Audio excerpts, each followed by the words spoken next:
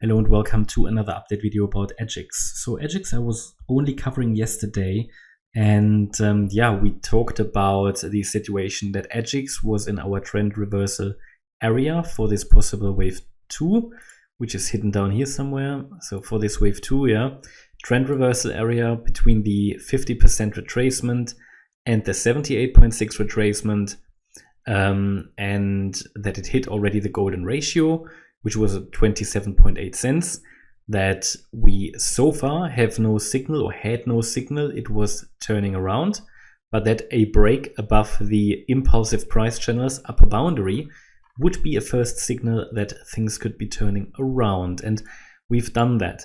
So it did break above that level, which was basically here when it broke above 35.5 cents.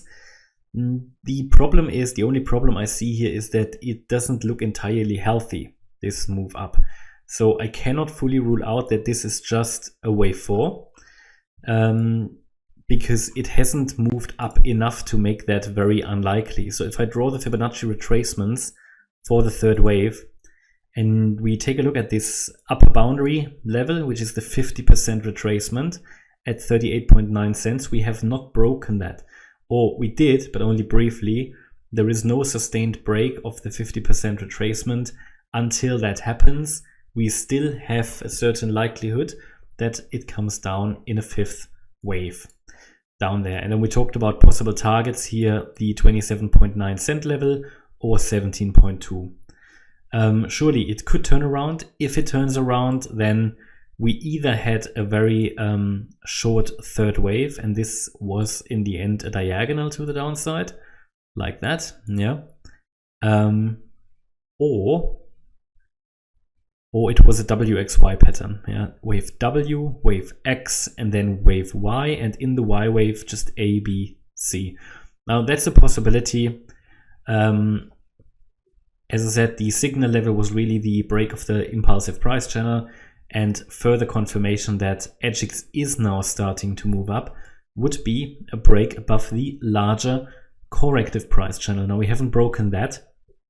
If that break happened today, it would be at around 50 cents.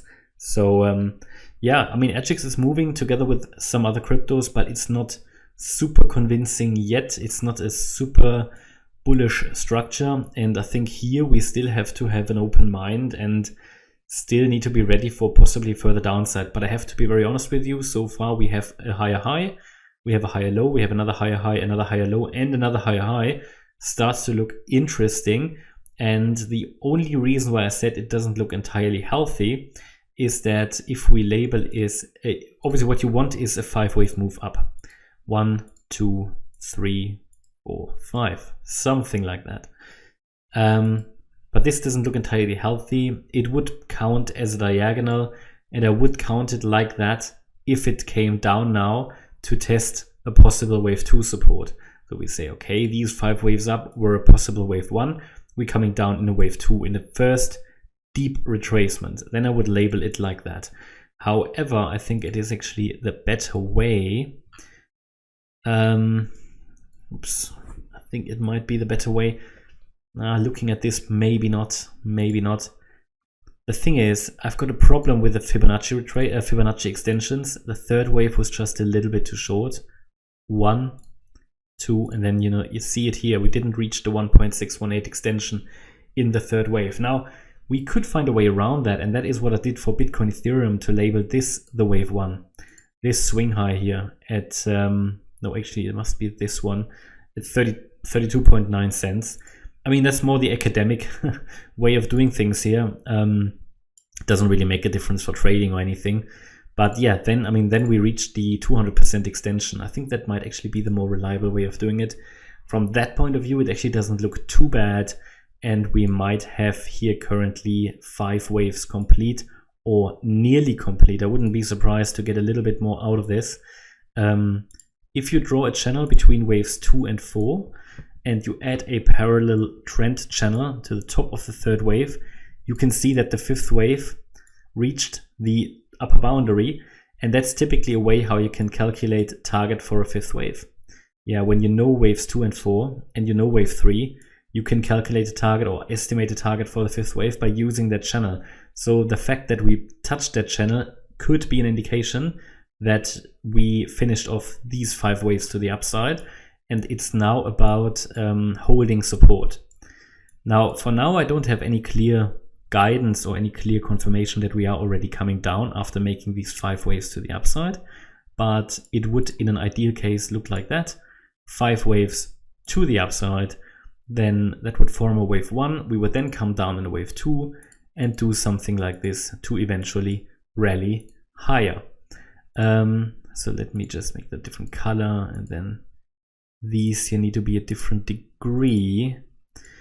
So what does now need to happen? So the wave 2 would normally be expected to come down in an ABC correction. Now, listen very importantly, listen very carefully.